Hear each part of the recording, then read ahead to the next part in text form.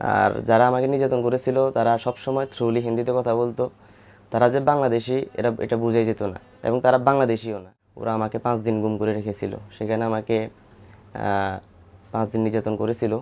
এমনটাই নির্যাতন যে তা বলার মতো ভাষা নেই।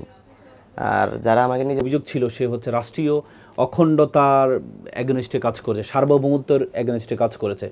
সে শুধুমাত্র ফেসবুকে একটা ইন্ডিয়ার বিরুদ্ধে একটা পোস্ট দিয়েছে, সেজন্য তাকে আমি একাদশ শ্রেণীতে পড়াকালীন কুমিল্লা জেলার চৌদ্দগ্রাম থানার গুণবতী ইউনিয়নের 2022 সালের 28 নভেম্বর একটি মিথ্যা অভিযোগে আমাকে গ্রেফতার করানো হয়।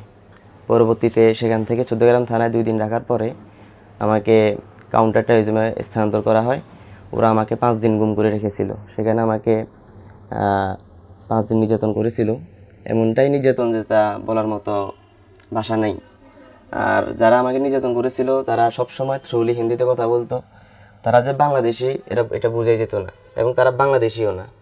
পরবর্তীতে নির্যাতন করার পরে আমার কাছে কিছু না পেয়ে আমাকে একটি মিথ্যা অভিযোগে মিথ্যা মামলা দেওয়া হয়।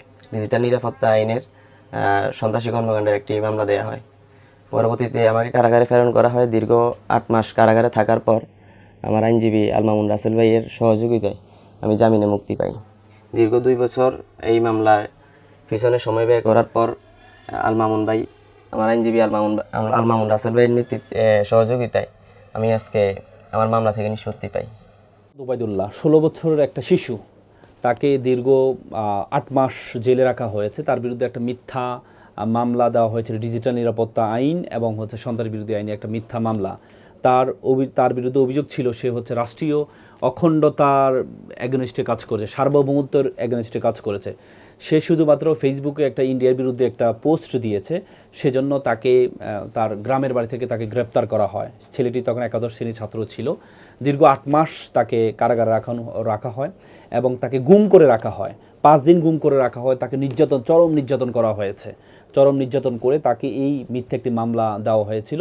পরবর্তীতে এই মামলাটি আমরা তাকে জামিন করিয়েছি 8 মাস পরে। এই মামলাটি আজকে একটি ঐতিহাসিক, নতুন বাংলাদেশের ঐতিহাসিক একটি রায় হয়েছে। এই মামলায় এই শিশু, সে শুধুমাত্র এই মামলার কারণে পরীক্ষাও দিতে পারেনি, তার পুরো কেরিয়ারকে নষ্ট করে দিয়েছে একটি মিথ্যা মামলা, তার মিথ্যা মামলা প্রদান করে। আজকে এই মামলাটি আবু নাসের মোহাম্মদ ওবায়দুল্লাহ খালাস পেয়েছে, এবং কি সেটি আজকে বিজ্ঞ আদালত, এটি প্রমাণ হয়েছে চার্জশিট এবং যতগুলো রিপোর্ট আছে প্রত্যেকটা রিপোর্ট ছিল ফলস অ্যান্ড ফ্যাব্রিকেটেড। সেটি আজকে প্রমাণিত হওয়ার পরে বিজ্ঞ আদালত আজকে আবু নাসের মোহাম্মদ ওবায়দুল্লাহকে এই মামলা থেকে বেকসুর খালাস প্রদান করেছে। এই জন্য আমরা নতুন বাংলাদেশের নতুন আদালত, ন্যায় বিচার যে প্রতিষ্ঠা হয়েছে, এই জন্য আমরা এটা কৃতজ্ঞতা প্রকাশ করছি।